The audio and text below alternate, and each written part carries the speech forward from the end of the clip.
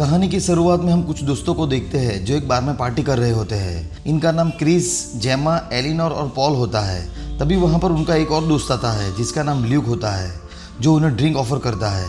फिर ये सभी ड्रिंक करते हुए एंजॉय करने लगते हैं।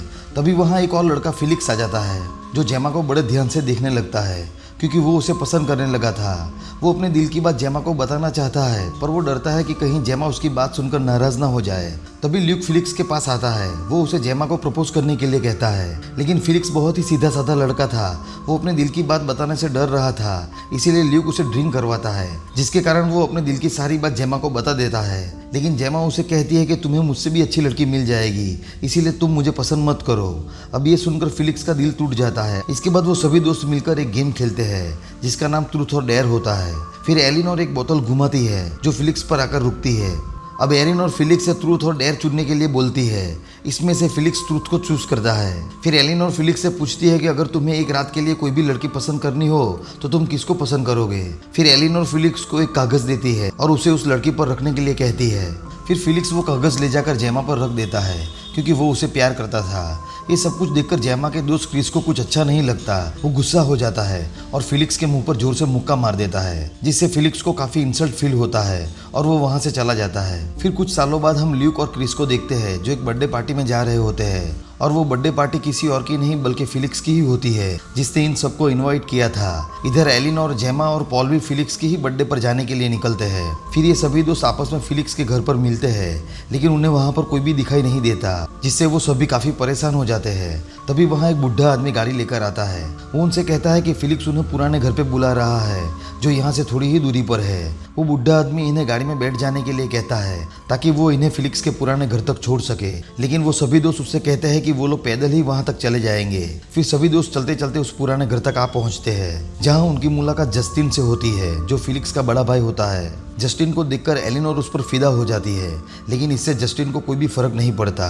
फिर घर के अंदर जाने पर इन्हें कुछ भी पार्टी का माहौल दिखाई नहीं देता, जिससे वो सभी काफी हैरान हो जाते हैं। तभी जस्टिन उन सभी से कहता है कि फिलिक्स यहाँ पर नहीं है, वो शहर से बाहर गया हुआ है क्योंकि उसे एक प्रोजेक्ट पे काम करना है।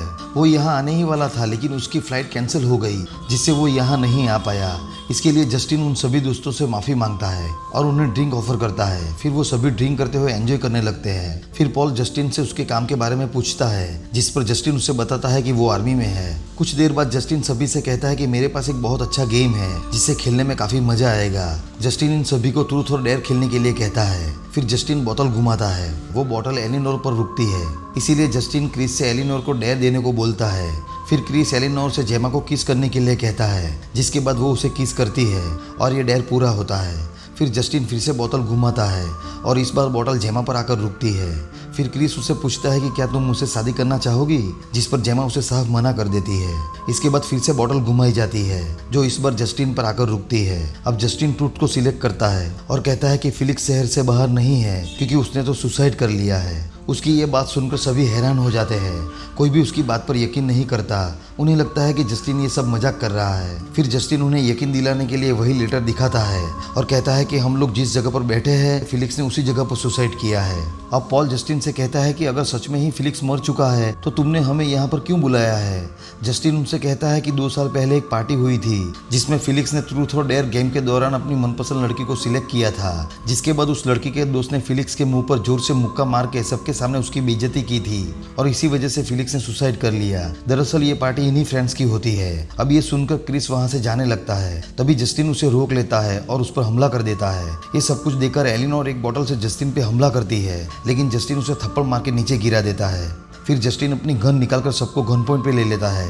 ये देखकर पॉल वहां से भागने की कोशिश करता है। तभी जस्टिन उसके पैर में शूट कर देता है। फिर जस्टिन इन सबसे एक सर्कल में चेयर लगवाता है। इसी बीच मौके का फायदा उठाकर पॉल कॉल करने की कोशिश करता है, लेकिन जस्टिन उसे देख लेता है और उसके हाथों पे शूट कर देता है। फिर जस्टिन सबको चेयर पे बांध देता है और ट्रूथ और डेयर गेम को शुरू करता है। फिर बोतल घुमाई जाती है जो जेमा पर जाकर रुकती है। जेमा ट्रूथ को सिलेक्ट करती है। फिर जस्टिन उससे कहता है कि तुम सब में से फिलिक्स को वो लेटर किसने दिया था। इस पर जेमा उसे साफ मना कर देती है कि वो इन सब चीजों के बारे में नहीं जानती। ये सुनकर जस्टिन उसे जोर से थप्पड़ मारता है और सारी सच्चाई बताने के लिए कहता है, जिसके बाद वो क्रिस का नाम लेती है, लेकिन क्रिस भी साफ साफ मना कर देता है। अब जस्टिन फिर से बोतल घुमाता है। इस बार बोतल क्रिस पर जाती है जो डेयर को सिलेक्ट करता है।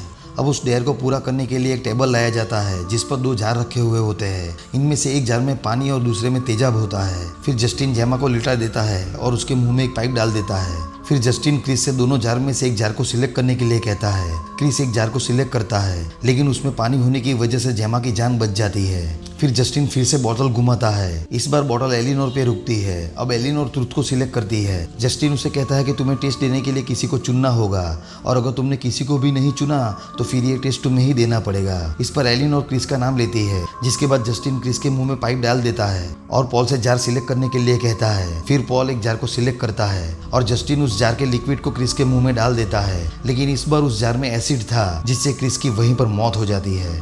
इसके बाद जस्टिन फिर से बोतल घुमाता है। तभी बाहर जेमा का दूसरा एक दोस्त आ जाता है। जस्टिन ल्यूक को उसे यहाँ से भगाने के लिए बोलता है। फिर ल्यूक बाहर जाकर उसे यहाँ से जाने के लिए कहता है, लेकिन जेमा का दोस्त वहाँ से नहीं जाना चाहता था।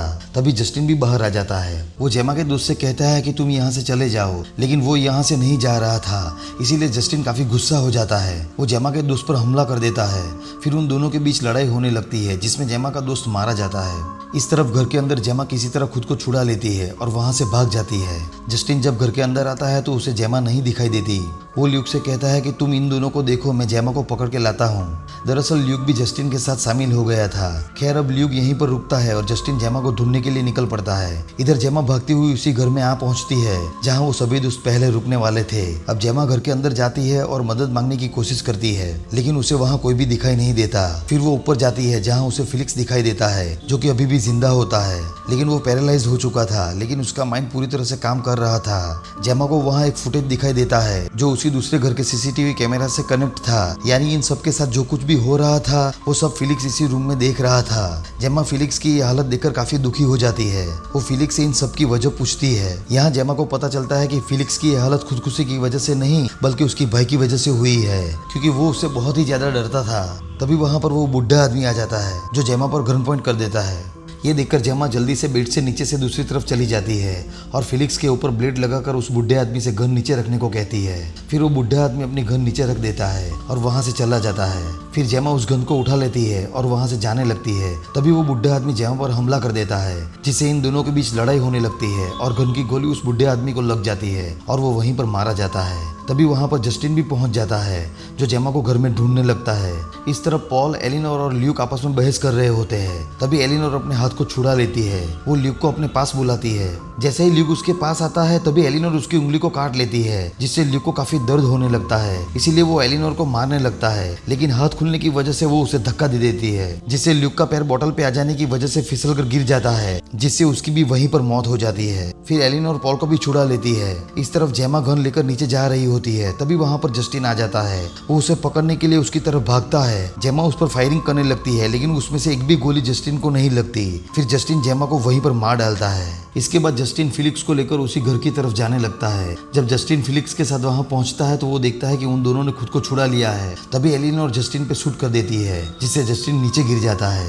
पर जस्टिन के पास एक चाकू होता है जिसे उसने अपने पास छुपा के रखा था। फिर एलिनोर जैसे ही उसके पास जाती है तभी जस्टिन उस पर चाकू से हमला कर देता है, जिससे एलिनोर नीचे गिर जाती है, लेकिन किसी तरह वो चाकू को निकाल लेती है। फिर जस्टिन उसका गला दबाने लगता है, लेकिन तभी पॉल जस्टिन के पैर में चाकू मार देता है। जिसके बाद एलिनोर वहां से एसिड वाला जार लेकर जस्टिन के सिर पे मार देती है, जिससे जस्टिन का आधा चेहरा एसिड से जल जाता है। फिर एलिनोर उसे बांध देती है और पॉल को गाड़ी में जाने के लिए कहती है। पॉल की हालत भी काफी खराब थी, पर वो किसी तरह गाड़ी तक पहुंच जाता है, जहां वो देखता है कि जेमा अब मर चुकी है। इस तरफ एलिनोर जस्टिन को एक वीडियो क्लिप दिखाती है जिसमें वो और फिलिक्स एक साथ थे। फिर एलिनोर जस्टिन से सारी सच्चाई रिवील करती है। वो उसे कहती है कि असल में पार्टी वाली रात जब फिलिक्स रोते रोते पार्टी से चला गया था तो उसने उसे रोक लिया था। उसे पता था कि फिलिक्स एक गे है, तो उसने उसका फायदा उठाने के लिए एक प्लान बनाया। उसने फिलिक्स को पॉल के साथ इंटीमेट होने का मौका दिया, जो बेहोश था, और उसका वीडियो बनाया और कैमरा ऐसे प्लेस किया जिससे लगे कि फिलिक्स उससे इंटीमेट हो रहा है। एलिनोर ये सब इसलिए कर रही थी क्योंकि वो पॉल को सबक सिखाना चाहती थी, क्योंकि पॉल उसे भाव नहीं दे रहा था। लेकिन कुछ दिनों बाद जब एलिनोर के डैड की कंपनी कर्ज में डूब गई तो उसने उस वीडियो को इस्तेमाल करने की सोची। उसने फिलिक्स को एक मेल भेजा, साथ में ये वीडियो भी भेजा उसे ब्लैकमेल करने के लिए, क्योंकि उसे पता था कि फिलिक्स बहुत ही रिच फैमिली से है और उस फैमिली में अगर उसके गे होने की बात फैल गई तो फैमिली की काफी बदनामी होगी। उसे लगा कि फिलिक्स जरूर उसकी मदद करेगा, लेकिन फिलिक्स काफी डरपोक निकला और उसने सुसाइड करने की सोची, क्योंकि उसे डर था कि उसके भाई को उसके गे होने की बात पता चल जाएगी और यही असली वजह थी उसके सुसाइड करने की।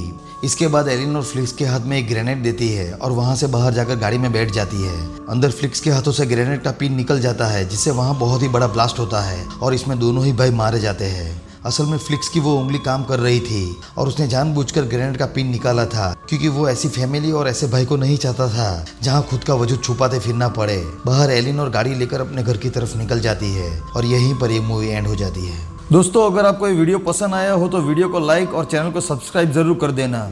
मैं मिलूंगा नई कहानी के साथ, तब तक के लिए take care, goodbye and thank you.